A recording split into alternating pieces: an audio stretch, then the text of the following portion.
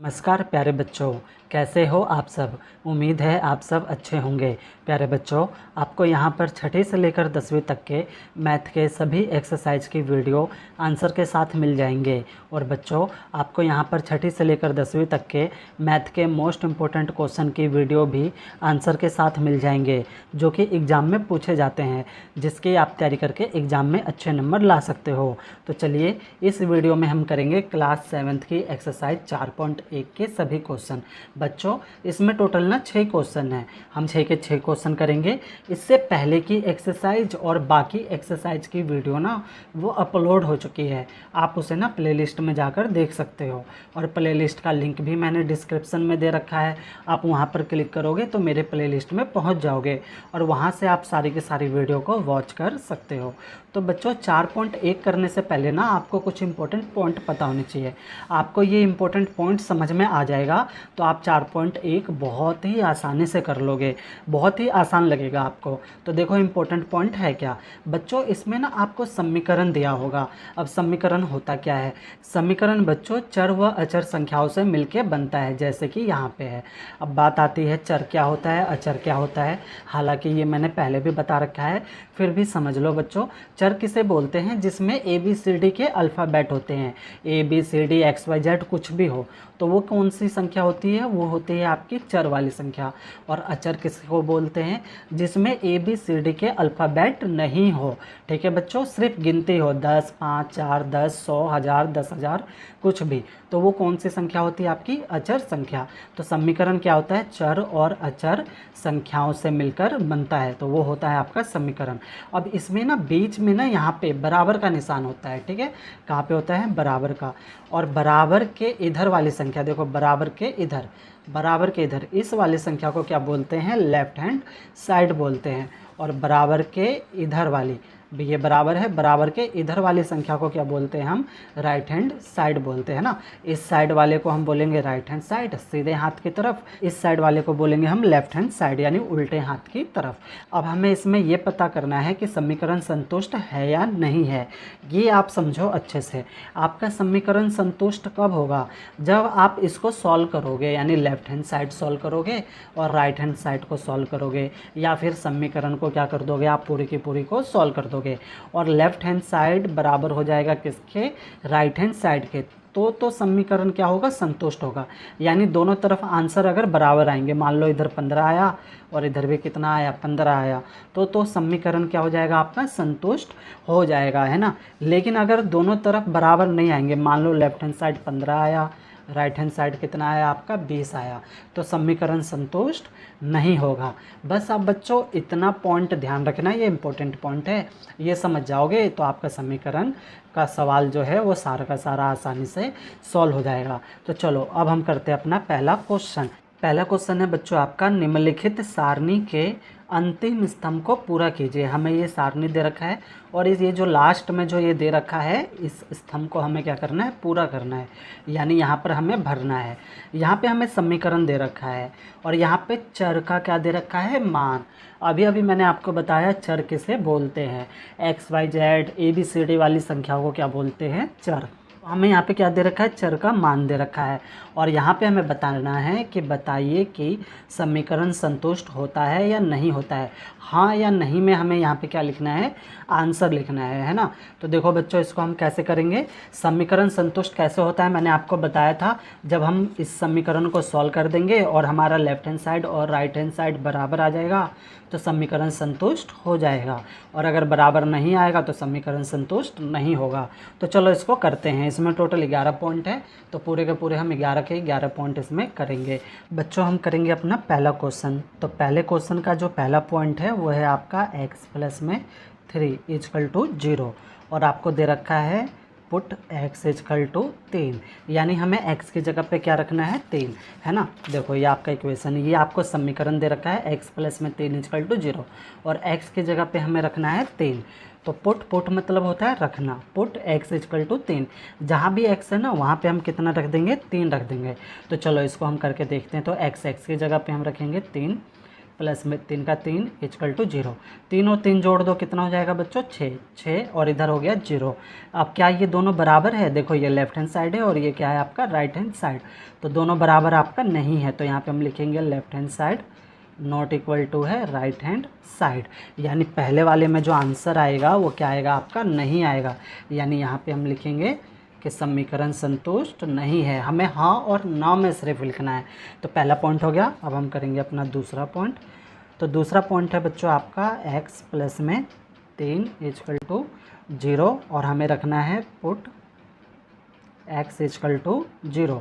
x की जगह पे हमें क्या रखना है? हमें रखना है 0। तो चलो रख दो x की जगह पे 0 प्लस में 3 का 3 इक्वल टू 0। अब 0 में 3 जोड़ो, कितना आएगा? 3 आएगा। 3 इक्वल टू 0। अब क्या ये दोनों बराबर हैं? नहीं है ना, तो लिखेंगे left hand side not equal to है आपका राइट हैंड साइड। यानी दूसरा जो दूसरे का भी आंसर है वो क्या आएगा आपका? नहीं आएगा, है ना, क्योंकि दोनों साइड बराबर तो आपके है ही नहीं, तो समीकरण संतुष्ट नहीं है। अब हम करेंगे तीसरा पॉइंट।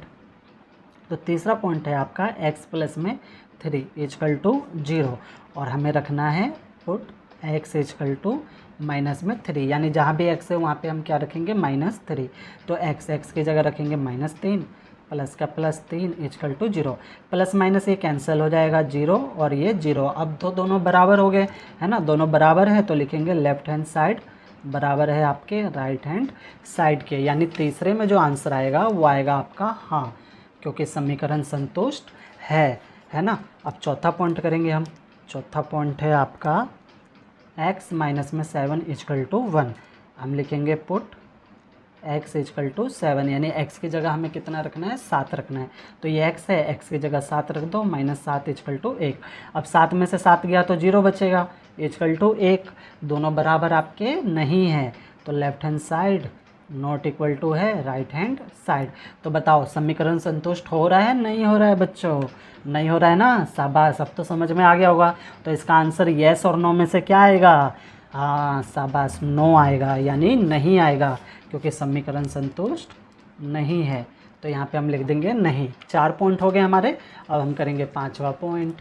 तो पांचवा पॉइंट है आपका बच्चों, देखो पांचवा है आपका x माइनस में 7 इक्वल टू 1 और हमें यहाँ पे रखना है पुट x इक्वल टू 8। जहाँ पे x है वहाँ पे हमें रखना है 8, तो रख दो x की जगह पे हम रखेंगे 8 माइनस में 7 इक्वल टू 1। 8 में से 7 जाएगा 1 और यहाँ पे भी क्या आ जाएगा? 1। अब तो दोनों बराबर है, तो लिखेंगे लेफ्ट हैंड साइड बराबर है आपके राइट हैंड साइड के। यानी पाँचवें में क्या आएगा आपका? हाँ आएगा, तो पाँचवा हो जाएगा हाँ। अब हम छठा करेंगे। छठा, तो छठा है आपका 5x इक्वल टू 25, है ना, और हमें x की जगह क्या रखना है? Put x equal to 0। यानी x की जगह हमें 0 रखना है। तो ये हो गया 5 का 5, x की जगह 0 इक्वल टू 25। 5 की गुणा 0 से करेंगे 0 और इधर हो जाएगा आपका 25। क्या दोनों बराबर हैं? नहीं है ना, तो left hand side not equal to है राइट हैंड साइड के। तो यहाँ लिखेंगे left hand side not equal to right hand side. यानी छठे का आंसर क्या आएगा आपका? नहीं आएगा। छठा हो गया आपका नहीं। अब सातवां करते हैं। सातवां देखो, सातवां है आपका 5x इक्वल टू 25 और x की जगह कितना रखना है हमें? 5। Put x equal to 5। यानी जहाँ भी x है ना वहाँ पे हम 5 रख देंगे। तो ये 5 का 5 हो जाएगा। x की जगह पे हम रखेंगे 5 इक्वल टू 25 का 25। 5 को 5 से गुणा करो, 5 पंचे 25 और ये भी कितना है? 25। तो दोनों तो बराबर है, तो लिख देंगे लेफ्ट हैंड साइड बराबर है आपके राइट हैंड साइड के। यानी सातवें का आंसर यस आएगा। यस मतलब हाँ, तो यहाँ पे हो जाएगा हाँ। सातवां हो गया। अब हम करेंगे आठवां पॉइंट।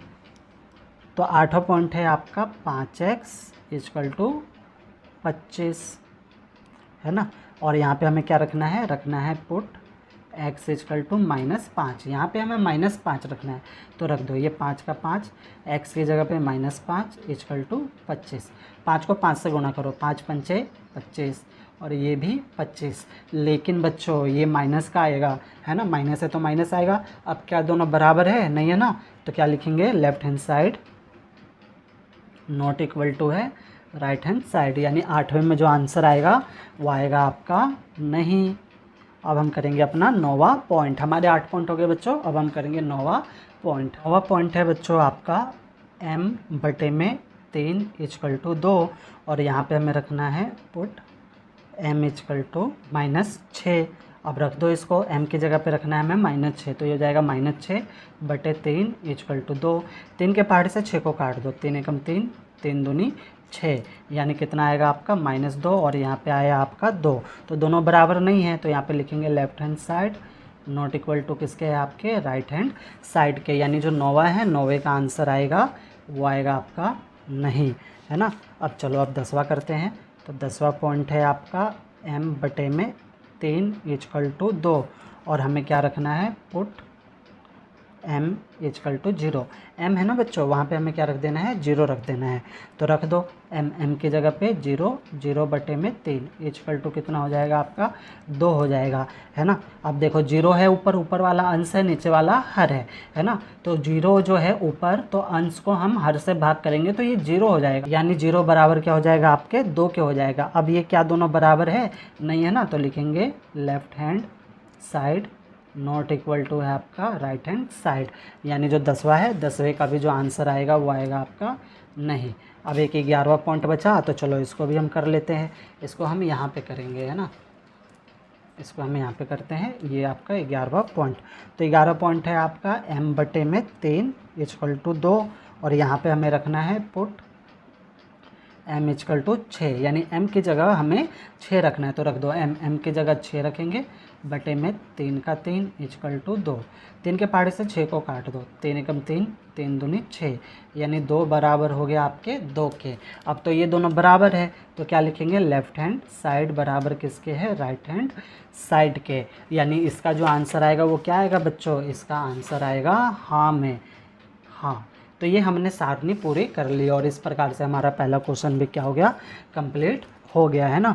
तो प्यारे बच्चों, अगर अभी तक आपने मेरा ये YouTube चैनल सब्सक्राइब नहीं किया है तो सब्सक्राइब ज़रूर कर लेना बच्चों।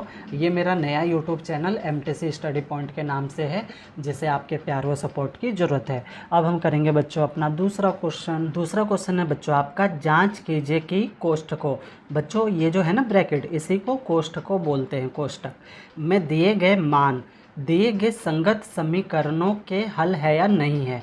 हमें बताना है कि हल है या नहीं है। अब यहाँ पे देखो बच्चों, यहाँ पे n दे रखा है आपको बराबर 1 के, और ये आपको पूरी की पूरी समीकरण दे रखी है, यानी क्या करना है बच्चों, इस समीकरण में n की जगह पे हमें 1 रखना है। अभी हमने पहला क्वेश्चन किया ना, वैसे ही हम इसको क्या करेंगे सेम सॉल्व करेंगे। और अगर हमारा लेफ्ट हैंड साइड बराबर राइट हैंड साइड हो जाएगा, यानी दोनों पक्ष बराबर होगा, तो वो समीकरण का हल होगा। अगर बराबर नहीं होगा तो वो समीकरण का हल आपका नहीं होगा। जैसे हमने पहला किया वैसे ही हमारा दूसरा होगा। तो चलो इसको हम करते हैं। तो ये है आपका आंसर नंबर दूसरे का आपका पहला पॉइंट। आपको दे रखा है बच्चों n+5 = 19 और ब्रैकेट में दे रखा है इन्होंने n = 1। इसका मतलब है ना n की जगह आपको क्या रखना है 1 रखना है। तो यहाँ पे हम लिखेंगे पुट n = 1, यानी n की जगह हम क्या रख रहे हैं 1 रख रहे हैं। तो रख दो n की जगह पे 1 रखेंगे, प्लस 5 का 5 और इधर कितना हो जाएगा 19, है ना। 5 और 1 कितना हो जाएगा 6 और इधर कितना आया 19 आया। अब बताओ क्या ये दोनों पक्ष बराबर हैं, नहीं है ना। तो यहाँ पे लिखेंगे left hand side not equal to है किसके राइट हैंड साइड के।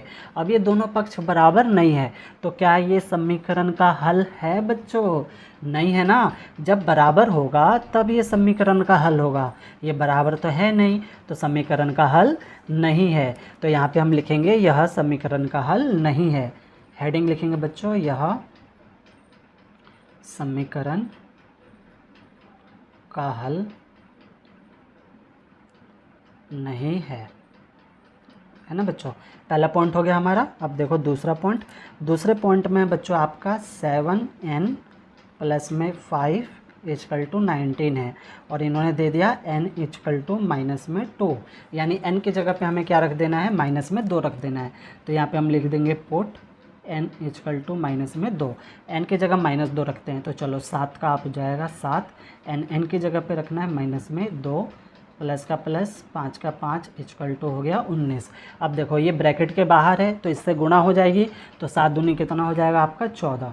तो ये हो गया आपका 14, निशान माइनस का ही रहेगा, और ये प्लस में 5 इक्वल टू क्या हो गया आपका 19, है ना।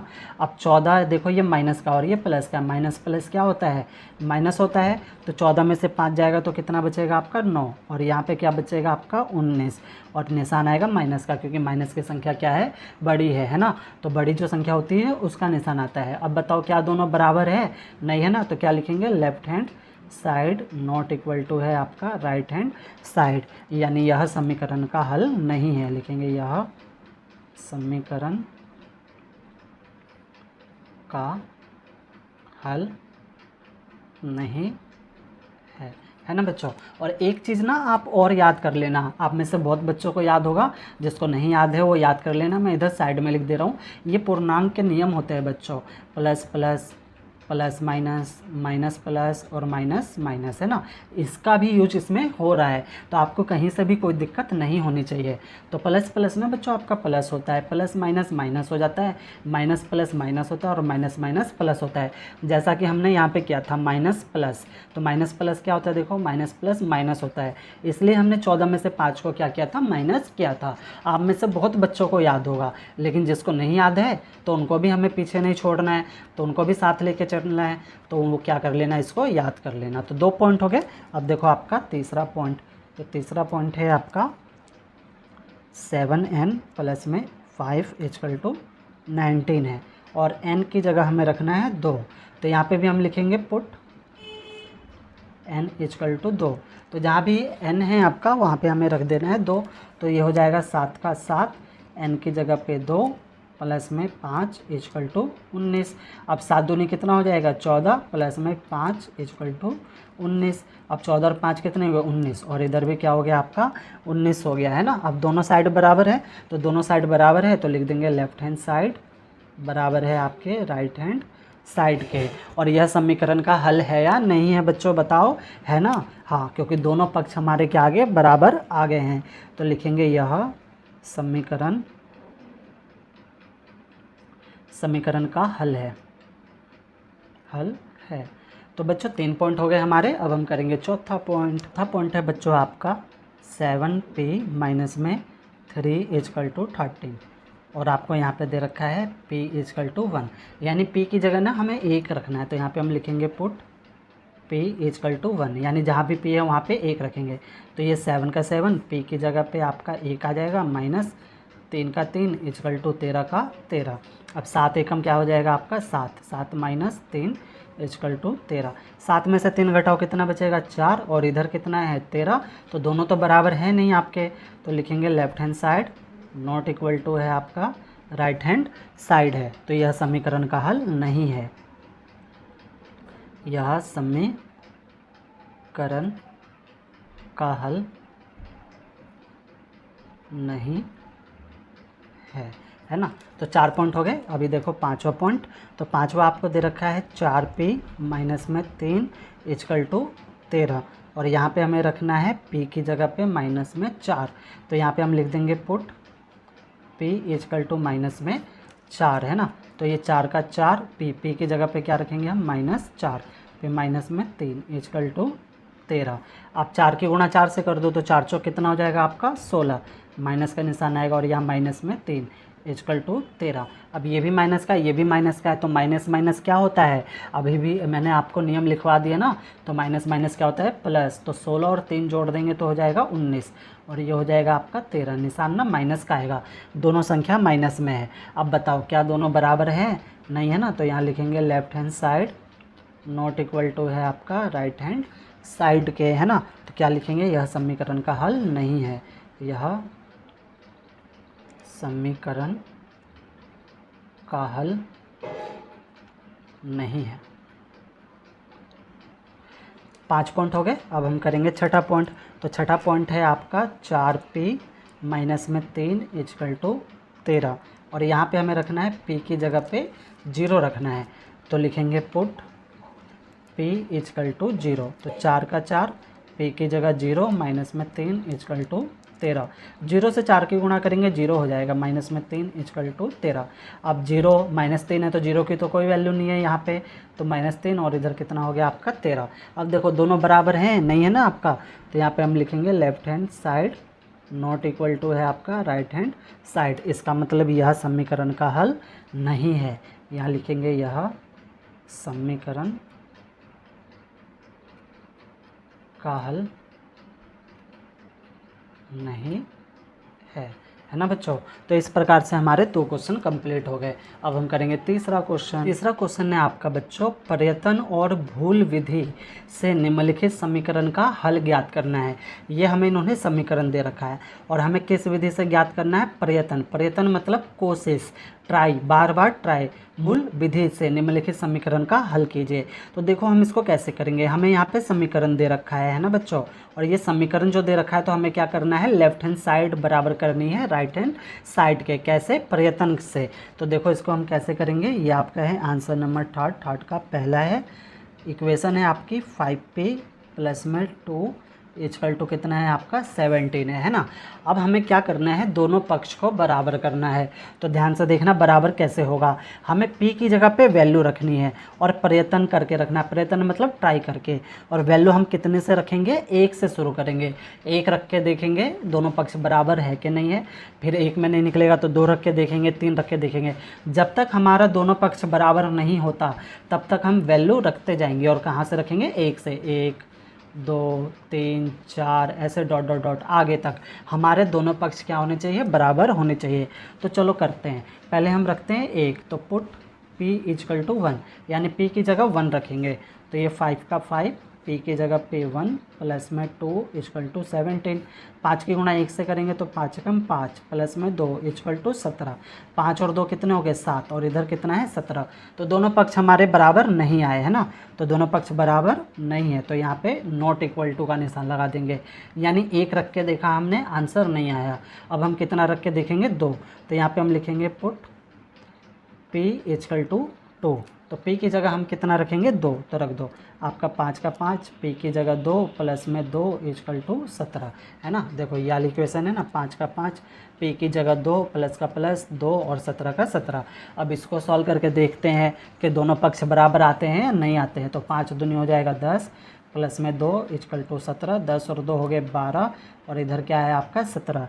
तो इसमें भी बराबर नहीं आया, तो ये भी आंसर इसका नहीं है। अब हम रख के देखेंगे 3, तो यहाँ पे हम लिखेंगे पुट p इक्वल टू 3 है ना। प्रयत्न लिखा हुआ है बच्चों, प्रयत्न मतलब कोशिश, ट्राई करना है। 0 से किसी न किसी में ये आएगा है ना। तो देखो किस में आएगा, तो हमें रखना है 3। तो 5 का 5, p की जगह 3 प्लस में 2 इक्वल टू हो गया 17। 5 तिया हो गया 15, 15 जमा 2 और इधर हो गया 17। 15 और 2 कितने हो गए, 17, और इधर भी हो गया आपका 17। तो लो बच्चों, आ गया आपका लेफ्ट हैंड साइड बराबर हो गया राइट हैंड साइड के। यानी जो इसका आंसर है वो कितना है, 3 है ना। यानी समीकरण का हल कितना है, 3 है। तो इसके लिखेंगे p इक्वल टू 3 है ना, समीकरण का हल है, समीकरण का हल है। क्योंकि 3 रखने पर हमारे दोनों पक्ष क्या हो रहे हैं, बराबर हो रहे हैं है ना। तो ये इसका क्या हो जाएगा, हल हो जाएगा। तो प्यारे बच्चों, आपको सवाल समझ में आ रहा है तो वीडियो को लाइक और शेयर ज़रूर कर देना बच्चों। बहुत मेहनत लगती है ऐसी वीडियो बनाने में। और अगर अभी तक आपने चैनल को सब्सक्राइब नहीं किया है तो सब्सक्राइब भी कर लेना बच्चों, आगे भी ना आपको ऐसी वीडियो मिलती रहेगी। तो पहला पॉइंट हो गया। अब हम करेंगे दूसरा पॉइंट। दूसरा पॉइंट है बच्चों आपका 3m माइनस 14 इक्वल टू आपका है 4 है ना। अब हमें n की जगह वैल्यू रखनी है और दोनों पक्ष को क्या करना है, बराबर करना है। तो हम 1 से रखना शुरू करेंगे, 1 2 3 4 ऐसे रख के देखेंगे कि किस में हमारे दोनों पक्ष क्या होते हैं, बराबर होते हैं। तो रखो, पहले हम लिखेंगे पुट m इक्वल टू 1। तो ये 3 का 3, m की जगह पे 1 रखेंगे, माइनस में 14 इक्वल टू 4। 3 की गुणा 1 से करेंगे तो 3 एकम 3, माइनस में 14 इक्वल टू 4। 14 में से 3 घटाओ कितना बचेगा, 11 इक्वल टू 4, और निशान आएगा माइनस का, क्योंकि माइनस की संख्या बड़ी है। तो यहाँ पे ये बराबर तो नहीं हुआ, तो नॉट इक्वल टू आ गया, तो हमने 1 रखा, आंसर नहीं आया। अब क्या रखेंगे, पुट m इक्वल टू 2। तो जहाँ भी m है वहाँ पे हम कितना रख देंगे, 2 रख देंगे। तो रख दो, 3 का 3, m की जगह पे 2 माइनस में 14 इजकल टू 4। सॉल्व करो, 3 दूनी 6 माइनस में 14 इजकल टू 4। 14 में से 6 घटाओ, कितना बचेगा आपका 8, वही बचेगा माइनस का। अब यहाँ पे भी बराबर नहीं आया, अब 3 रख के देखते हैं, तो पुट m इजकल टू 3। तो 3 का 3, m की जगह 3 माइनस में 14 इजकल टू 4। 3 क्या हो जाएगा 9 माइनस में 14 इजकल टू 4। 14 में से 9 घटाओ, कितना बचेगा आपका 5, वो भी बचेगा माइनस का। माइनस की संख्या क्या है, बड़ी है। तो यहाँ पे भी बराबर नहीं आया है ना, तो ये हो गया आपका नॉट इक्वल टू हो गया। अब हम क्या रखेंगे 4, तो पुट m इजकल टू 4। तो m की जगह हमें 4 रखना है, तो 3 का 3, m की जगह 4 माइनस में 14 इजकल टू 4। 4 क्या हो जाएगा 12 माइनस में 14 इजकल टू 4। 14 में से 12 घटाओ, कितना बचेगा 2, और ये हो गया 4, ये बचेगा माइनस का। तो ये भी बराबर नहीं आया हमारा, है ना, 4 रख दिए हमने, बराबर हमारे नहीं आए। तो अब हम रखते हैं 5, 5 रख के देखते हैं। तो लिखेंगे पुट m इजकल टू 5। तो m की जगह 5 रख दो, तो 3 का 3, m की जगह 5 माइनस में 14 इजकल टू 4। 5 क्या हो जाएगा 15 माइनस में 14 इजकल टू 4। 15 में से 14 गया तो 1 बचेगा इजकल टू 4। तो ये लो बच्चों, अभी भी बराबर नहीं आया। एक और हम रख के देखते हैं, 5 के बाद हम क्या रखेंगे 6। तो पुट m इजकल टू 6, तो रख दो। 3 का 3, m की जगह 6 माइनस में 14 इजकल टू 4। 6 तिया कितना हो जाएगा 18 माइनस में 14 इजकल टू 4। 18 में से 14 गया तो कितना बचेगा आपका 4, और ये हो जाएगा आपका इधर भी 4। तो ये लो बच्चों, आपका निकल गया आंसर। तो दोनों पक्ष हो गए हमारे बराबर, है ना। हम इसे दूसरे तरीके से भी कर सकते थे, वो छोटा तरीका है और हम फटाफट आंसर निकाल सकते हैं, लेकिन क्वेश्चन में बोला है प्रयत्न करके, है ना, तो हमें प्रयत्न करके इसको सॉल्व करना है। जैसे बोला गया है वैसे ही हम इसको सॉल्व करेंगे। यानी जो आंसर आया वो कितना आया 6।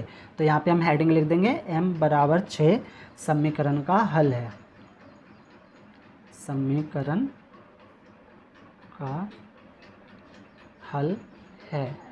तो इस प्रकार से बच्चों हमारे 3 क्वेश्चन कंप्लीट हो गए। अब हम करेंगे चौथा क्वेश्चन। देखो बच्चों, चौथा क्वेश्चन है आपका, निम्नलिखित कथनों के लिए समीकरण दीजिए। यानी हमें समीकरण बनाना है, और ये इन्होंने लाइन दे रखी है, तो इनको लाइन को लेकर हमें क्या बनाना है समीकरण। तो जैसा जैसा ये बोलेंगे वैसा वैसा हम लिख देंगे। पहला पॉइंट बोला इन्होंने, संख्याओं x और 4 का योग कितना है 9। योग मतलब होता है बच्चों प्लस, तो संख्या x और 4 का योग। तो जो जो बोला है ना वो हमें लिख देना है। तो आंसर नंबर 4, 4 का पहला। तो क्या बोला इन्होंने, संख्या x और 4 का योग, यानी x जमा 4, इनका योग कितना है आपका 9। तो इसको हम लिखेंगे x जमा 4, योग कितना है टोटल 9, तो 9 हो गया आंसर। अब दूसरा देखो, दूसरे में क्या बोला है, y में से 2 घटाने पर 8 प्राप्त होता है। तो y माइनस 2 हो जाएगा, 8 प्राप्त होता है, तो बराबर में 8 हो जाएगा। तो ये हो जाएगा आपका y माइनस में 2 बराबर में 8, ये दूसरे का हो गया। अब तीसरा, है ना, आसान है ना। तीसरा जो जो बोला है वो लिख देंगे। a का 10 गुणा 70 है।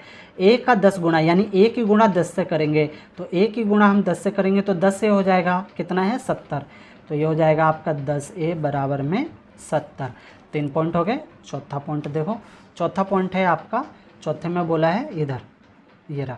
तो चौथा पॉइंट है आपका, संख्या b को 5 से भाग देने पर 6 प्राप्त होता है। b को 5 से भाग देने पर 6, b को हमने 5 से भाग दे दिया, कितना मिल गया 6, है ना। तो ये b भाग में 5 बराबर 6। इसको हम दूसरे तरीके से भी ले सकते हैं, b बटे 5 इक्वल टू 6। बटे का मतलब भी ना बच्चों भाग ही होता है। तो ये चौथा पॉइंट हो जाएगा आपका, पहला दूसरा तीसरा चौथा।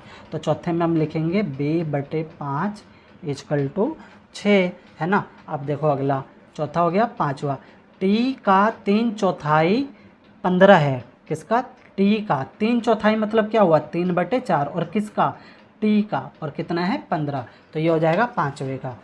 तो आपका यहाँ पे लिखते हैं हम, पांचवे का हो जाएगा कितना 3/4, और किसका है t का, है ना।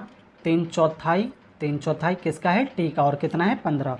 तो ये हो जाएगा आपका 15। तो ये 5 हो गया। छठा, छठे में देखो क्या कह रहे हैं, छठे में कह रहे हैं m का 7 गुना और 7 का योगफल आपको 77 देता है। यानी m का 7 गुना, m को 7 से गुना कर दो, तो m को 7 से गुना करेंगे 7m हो जाएगा, है ना। और 7 का योगफल और उसमें 7 जोड़ दो, यानी 7m जमा में 7, 7 जोड़ दो, योगफल मतलब जमा, आपको 77 देता है, यानी आपको कितने प्राप्त होते हैं, 77 प्राप्त होते हैं। तो 6 हो गए। अब होगा आपका सातवां देखो, सातवें में क्या कह रहे हैं, एक संख्या x का चौथाई ऋण 4 आपको 4 देता है, ठीक है ना। यानी संख्या कोई x है, इसका चौथाई, संख्या x है, इसका चौथाई मतलब चौथा हिस्सा, तो 4 हो जाएगा, ठीक है। इसको ऐसे भी कर सकते हैं, कोई संख्या x है, इसका चौथाई, तो 1/4 हो जाएगा, एक चौथाई हुआ एक, तो 1/4 ऋण, ऋण मतलब माइनस, तो माइनस में 4 आपको कितना देता है, 4 देता है ना। तो x की गुणा 1 से करेंगे तो 1x हो जाएगा, तो हम सिर्फ x लिख सकते हैं, तो x/4 - 4 = 4 हो जाएगा इसका आंसर। तो होगा x/4 - 4 = 4, है ना बच्चों। ऋण का मतलब ना माइनस होता है आपका। तो 7 हो गए। अब देखो 8वां, तो 8वां है आपका, 8वां है यदि आप y के 6 गुणे, यानी y के गुणा 6 से कर दो तो कितना हो जाएगा, 6y, 6 गुणे में से 6 घटाए, अब इसमें से कितना घटा दो, 6, तो आपको 60 देता है। तो हमें कितना प्राप्त होता है, 60 प्राप्त होता है। जैसा जैसा बोला है ना, बस हमें वैसा वैसा लिख देना है और कुछ नहीं करना है। 9वां पॉइंट देखो, है ना, 9वां पॉइंट क्या बोल रहे हैं, यदि आप z के 1/3 में, किसके, देखो z का कितना, 1/3 यानी 1/3 में 3 जोड़ दे, है ना। तो इसमें हमें क्या जोड़ना है, 3 जोड़ना है, तो प्लस में 3 जोड़ दे तो आपको 30 मिलता है। तो बराबर में कितना हो जाएगा, 30, और z के गुणा 1 से करेंगे तो 1z हो जाएगा, 1 नहीं लिखता आपको पता है, यानी z/3 प्लस में 3 = कितना हो जाएगा आपका, 30 हो जाएगा, है ना। तो इस प्रकार से बच्चों हमारे 4 क्वेश्चन कंप्लीट हो गए, है ना। आप स्क्रीनशॉट ले सकते हो। अब करेंगे हम अपना 5वां क्वेश्चन। जो क्वेश्चन है बच्चों आपका, निम्नलिखित समीकरणों को सामान्य कथनों के रूप में लिखिए। समीकरण को सामान्य कथन के रूप में, अभी अभी बच्चों हमने चौथा क्वेश्चन किया, उसमें क्या था, हमें कथन दे रखा था, उसे हमने बदला था समीकरण में। अब इसमें क्या करना है, उल्टा करना है, इसमें हमें समीकरण दे रखा है और बदलना किस में है, कथन में, है ना। तो जैसा जैसा समीकरण में दिया हुआ है वैसा वैसा हम क्या करेंगे, लिख देंगे बच्चों, ये बहुत आसान होता है। तो चलो हम करते हैं, ये है आपका आंसर नंबर 5वां। 5वें का पहला पॉइंट है, और पहले पॉइंट में आपको दे रखा है p = 4 = 15। तो इसको हम क्या लिख सकते हैं, p और 4 का योग कितना है, 15, p और 4 का योग, योग मतलब प्लस, क्या है, 15। तो लिख दो p और 4 का योग कितना है, 15 है। तो पहला पॉइंट हो गया। अब आपका दूसरा पॉइंट, तो दूसरा पॉइंट है आपका m - 7 = 3, है ना। तो यहाँ देखो ध्यान से, m - 7 है, m में से 7 घट रहा है, तो हम क्या लिख सकते हैं, m और 7 का अंतर कितना है, 3, m और 7 का अंतर, बच्चों अंतर मतलब ना घटा होता है, तो m और 7 का अंतर कितना है, 3 है। तो यहाँ पे हम लिख देंगे m और 7 का अंतर, 7 का अंतर 3 है ना। समझ में आ रहा होगा। आप देखो तीसरा पॉइंट है आपका बच्चों, 2m = 7, है ना। अब देखो ये m है, m कितना है, 2m है, यानी दुगना है ना। तो इसको हम कैसे लिख सकते हैं, m का दुगना कितना है, 7 है। कैसे लिखेंगे हम इसको, m का दुगना कितना है आपका, 7 है।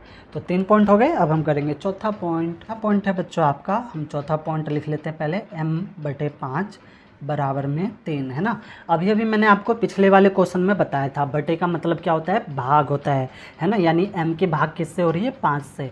तो इसको हम कैसे लिख सकते हैं, m को 5 से भाग करने पर आपको 3 प्राप्त होता है। तो इसको हम लिखेंगे m को 5 से भाग करने पर 3 प्राप्त होता है, ठीक है बच्चों। बटे का मतलब ना भाग होता है। तो 4 पॉइंट हो गए। आपका 5वें पॉइंट में आपका क्या है, आपका है 3m/5 बराबर में 6 है। तो देखो यहाँ पे कैसे करेंगे, पहले तो ऊपर वाली संख्या को देखो, m कितना है, 3m, यानी 3 गुना है ना। तो m के 3 गुणे को, और 5 से भाग हो रहा है, यानी m का 3 गुना, इसको 5 से क्या किया जा रहा है, भाग किया जा रहा है, और कितना मिल रहा है, 6। तो इसको हम लिखेंगे m के 3 गुणे को, हम लिखेंगे m के 3 गुणा को किससे भाग किया जा रहा है? 5 से। तो 5 से भाग देने पर, 5 से भाग देने पर कितना मिल रहा है? 6 प्राप्त हो रहा है। तो 6 प्राप्त होता है ना। अब हम करेंगे छठा पॉइंट। तो छठा पॉइंट है आपका 3p प्लस में 4 इजकल टू कितना है? 25 है। अब यहाँ पे देखो 3p है ना, यानी 3 की गुणा किससे हो रही है? p से। तो और 3p है तो 3 गुना है p, तो यानी क्या लिखेंगे? p के 3 गुणे में कितना जुड़ रहा है आपका? 4, और कितना प्राप्त हो रहा है आपको? 25, और जुड़ रहा है यानी योग हो रहा है, योगफल। तो लिखेंगे p के 3 गुणे में, p के 3 गुणे में 4 जोड़ने पर, 4 जोड़ने पर योग 25 प्राप्त होता है, प्राप्त होता है। तो 6 पॉइंट हो गए। अब देखो अपना सातवां पॉइंट। सातवां पॉइंट है आपका 4p माइनस में 2 इजकल टू 8। अब देखो ये 4p है ना, तो p का 4 गुना है, तो लिखेंगे p के 4 गुने में से, 4 गुने में से p के 4 गुणे में से कितना घट रहा है? 2 घट रहा है, और कितना प्राप्त हो रहा है? 8। तो p के 4 गुणे में से 2 घटाने पर, 2 घटाने पर 8 प्राप्त होता है। तो हमें कितना प्राप्त हो रहा है? 8 प्राप्त हो रहा है। अब इसमें आपका 8वां पॉइंट है। तो 8वां पॉइंट है p बटे में 2 प्लस में 2 इजकल टू 8, है ना। अब यहाँ पे देखो बटे का मतलब भाग, मैंने आपको पहले बताया था। तो p का भाग किससे हो रहा है? 2 से। तो p को 2 से भाग किया जा रहा है और 2 को जोड़ा जा रहा है। तो इसको हम लिखेंगे p को 2 से भाग करके, यहाँ लिखेंगे p को 2 से भाग करके क्या जोड़ा जा रहा है? इसमें 2 जोड़ा जा रहा है, और कितना मिल रहा है आपको? 8। तो यहाँ पे लिखेंगे 2 जोड़ा जाता है, तो हमें कितना मिलता है? 8। तो हमें 8 प्राप्त होता है, 8 प्राप्त होता है ना। तो इस प्रकार से बच्चों हमारा ये वाला क्वेश्चन कंप्लीट हो गया। अब हम करेंगे अपना अगला क्वेश्चन। छठा क्वेश्चन है बच्चों आपका, निम्नलिखित स्थितियों में समीकरण बनाना है। ये हमें इन्होंने कथन दे रखे हैं और इनका हमें समीकरण बनाना है। तो ध्यान से समझना, हमें सिर्फ इक्वेशन बनानी है। तो क्वेश्चन सही से समझ आएगा तो आप समीकरण आसानी से बना लोगे। अब समझो क्वेश्चन क्या कह रहा है। इरफान कहता है कि उसके पास परमीत नाम का जो व्यक्ति है, तो परमीत के पास जितने कंचे हैं उससे 5 गुणे से 7 अधिक कंचे हैं, और इरफान के पास कितने कंचे हैं? 37 कंचे हैं। और यहाँ पे हिंट दिया है इन्होंने कि परमीत के कंचों की संख्या को क्या मान लो? m मान लो। तो चलो अभी आपको नहीं समझ आया होगा, पहले हम हेडिंग लिख लेते हैं। आंसर नंबर ये छठे का पहला है आपका, है ना। तो पहले तो जो इन्होंने हिंट दिया उसको हम लिख लेते हैं। परमीत के कंचों की संख्या को m लीजिए। तो हम यहाँ पे मान लेंगे, माना परमीत के पास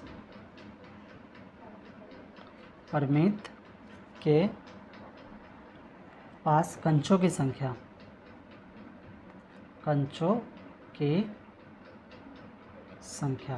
क्या बोला था इन्होंने? क्या मानने के लिए? m। तो हमने मान लिया कि m है। अब देखो समीकरण बनेगा, अब आपको समझ में आएगा। अब इन्होंने बोला है कि परमीत के पास जितने कंचे हैं उससे 5 गुणे, परमीत के पास m कंचे हैं तो इसका 5 गुणा, तो यहाँ लिखेंगे 80Q। इसका मतलब होता है अकॉर्डिंग टू क्वेश्चन, तो इसका 5 गुणा जो परमित के पास कंचे है, तो 5 गुणा m का 5 गुणा करो, कितना हो जाएगा? 5m हो जाएगा, है ना। और आगे क्या बोला है? 5 गुणे से 7 अधिक है, 7 ज़्यादा है तो प्लस आएगा, प्लस में 7 इजकल टू इरफान के पास कितने कंचे हैं? 37। तो यहाँ पे आ जाएगा आपका 37, और ये हो गया इसका आंसर। बच्चों हमें सिर्फ समीकरण बनाना था, है ना। ध्यान से समझा होगा आपने, आपको समझ में आया होगा। परमित के पास कंचों की संख्या हमने क्या मान ली थी? m। और इन्होंने क्या बोला था कि परमित के पास जितने कंचे हैं उनसे 5 गुणे से 7 अधिक, यानी इसका 5 गुणा, तो इसका इसका 5 गुना करेंगे तो 5 गुना m यानी 5m। 7 अधिक है जमा 7 और कितने कंचे हैं 37, तो यहाँ पे आ जाएगा 37। तो पहला पॉइंट हो गया हमारा। हम करेंगे अपना दूसरा पॉइंट। तो दूसरा पॉइंट देखो आपका क्या है, अच्छे से समझना। कह रहा लक्ष्मी के पिता की आयु 49 वर्ष है, उसकी आयु लड़की की आयु के 3 गुणे से 4 वर्ष अधिक है, तो लक्ष्मी की आयु को आप y मान लीजिए, है ना। तो ये हमें इन्होंने हिंट दे दिया। तो पहले हम इसी को लिख लेते हैं। अभी आपको नहीं समझ आएगा, जब मैं यहाँ पे करूँगा लिखूँगा तब आपको समझ आएगा। तो पहले तो हम हिंट लिख लेते हैं ना। तो मान लेंगे माना लक्ष्मी की आयु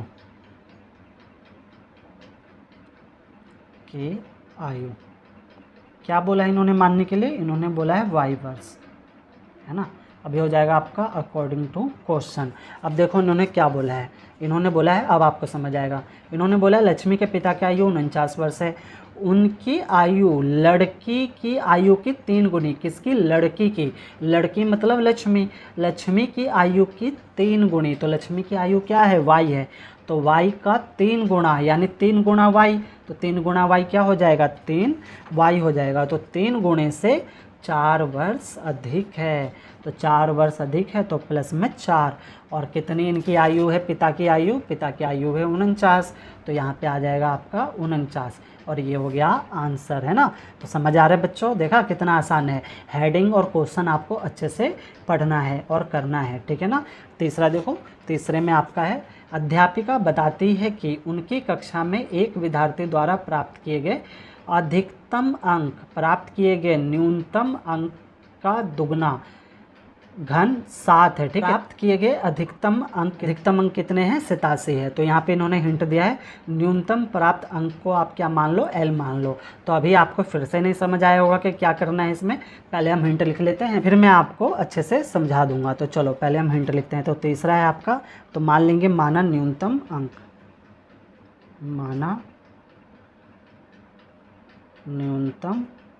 अंक क्या बोला इन्होंने मानने के लिए, इन्होंने बोला है L। अब हम यहाँ पे लिखेंगे अकॉर्डिंग टू क्वेश्चन, है ना। तो देखो अब इन्होंने क्या बोला है, ध्यान से समझना। इन्होंने बोला है कि अधिकतम अंक प्राप्त किए गए न्यूनतम अंक का दुगना है, ठीक है। अधिकतम अंक प्राप्त किए गए न्यूनतम अंक का दुगना है। तो न्यूनतम अंक क्या है आपका, L है, और अधिकतम अंक क्या है, इसका दुगना है, इसका दुगना। तो 2 गुना L हो जाएगा, यानी क्या हो जाएगा आपका 2L हो जाएगा, है ना। तो दुगना है। आगे देखो क्या कह रहे हैं, प्राप्त किए गए न्यूनतम अंक का दुगना है और घन क्या है आपका 7 है, यानी जमा में क्या है आपका 7 है। तो प्राप्त किए गए अधिकतम अंक कितने हैं, 87। तो इक्वल टू में कितना हो जाएगा, 87 हो जाएगा, है ना। घन मतलब जमा प्लस, तो 2L प्लस में 7 इक्वल टू 87। तो ये हो गया आपके 3 पॉइंट। अब हम करेंगे चौथा पॉइंट। तो चौथा पॉइंट देखो आप, चौथे पॉइंट में कह रहा है एक समद्वि बाहु। तो पहले तो समझो आप बच्चों, समद्वि बाहु होता क्या है। समद्वि बाहु, सम मतलब होता है बच्चों बराबर, द्वि मतलब होता है 2, बाहु मतलब होता है भुजा, है ना। सम मतलब बराबर, समान, 2 भुजा यानी बराबर जिसकी 2 भुजाओं। जैसे कि ये त्रिभुज है ना, तो ये और ये मान लो 5 5 है और ये कितना है 3 है। तो ये कौन सा त्रिभुज हो जाएगा, ये आपका समद्वि बाहु हो जाएगा। इसमें क्या है, 2 भुजाएं क्या है बराबर है और एक भुजा क्या है अलग है। सम मतलब बराबर, द्वि मतलब 2 और बाहु मतलब भुजा। तो जिसकी 2 भुजा क्या होती है, बराबर होती है, उसको बोलते हैं समद्वि बाहु। आगे देखो, तो एक समद्वि बाहु त्रिभुज में शीर्ष कोण प्रत्येक आधार कोण का दुगना है ना। आधार कोण जो है उसका दुगना है। और यहाँ पे हिंट दिया है, मान लीजिए प्रत्येक आधार कोण 20 डिग्री है। याद रखिए कि त्रिभुज के तीनों कोणों का योग कितना होता है, 180 डिग्री होता है। तो चलो इसको करते हैं। पहले जो हमें इन्होंने हिंट दिया है उसको हम लिख लेते हैं। तो ये चौथा पॉइंट है, तो लिखेंगे माना आधार कोण। आधार कोण को हम मान लेते हैं बी डिग्री, है ना। आधार को इंग्लिश में ना बेस बोलते हैं, इसलिए इसको हमने बी मान लिया, ठीक। अब आगे देखो, अब ये क्या क्या बोल रहे हैं। तो एक समद्विबाहु त्रिभुज में शीर्ष कोण प्रत्येक आधार कोण का क्या है, दुगना है। आधार कोण का क्या है, शीर्ष कोण दुगना है। तो आधार कोण क्या है, बी, तो शीर्ष कोण क्या होगा, इसका दुगना होगा, यानी 2b हो जाएगा। तो यहाँ पे हम लिखेंगे शीर्ष कोण, क्या हो जाएगा इसका दुगना, तो क्या हो जाएगा आपका 2b। समझ में आ रहा होगा, है ना।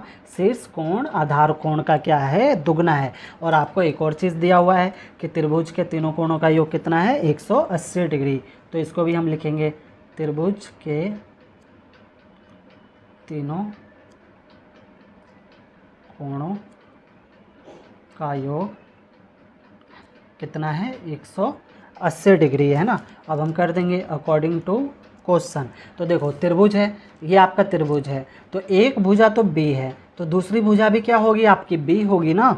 दोनों तो दोनों बराबर है, समझ आ रहा है बच्चों।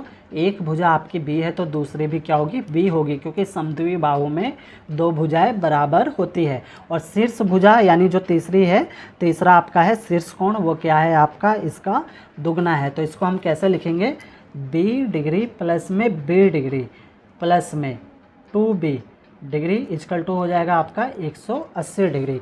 देखो दो भुजा तो बराबर हो गई समद्विबाहु में, और शीर्ष कोण क्या हो गया इसका, 2b इजकल टू 180, है ना। अब देखो ये एक है, ये भी एक है, तो एक और एक हो गए दो, दो और ये दो है, तो टोटल कितने हो गए, 4। तो ये हो जाएगा 4b degree is equal to 180 degree. तो हमें समीकरण बनाना था, तो ये हमारा बन गया समीकरण, है ना बच्चों। तो इस प्रकार से हमारे 6 के 6 क्वेश्चन कंप्लीट हो गए और पूरे की पूरी एक्सरसाइज भी कंप्लीट हो गई। तो प्यारे बच्चों, आपको कहीं पर भी कोई डाउट हो, कहीं पर कोई सवाल नहीं समझ में आया हो, तो वीडियो को ना एक बार और प्ले करके देखना, आपके सारे डाउट ना बच्चों क्लियर हो जाएंगे।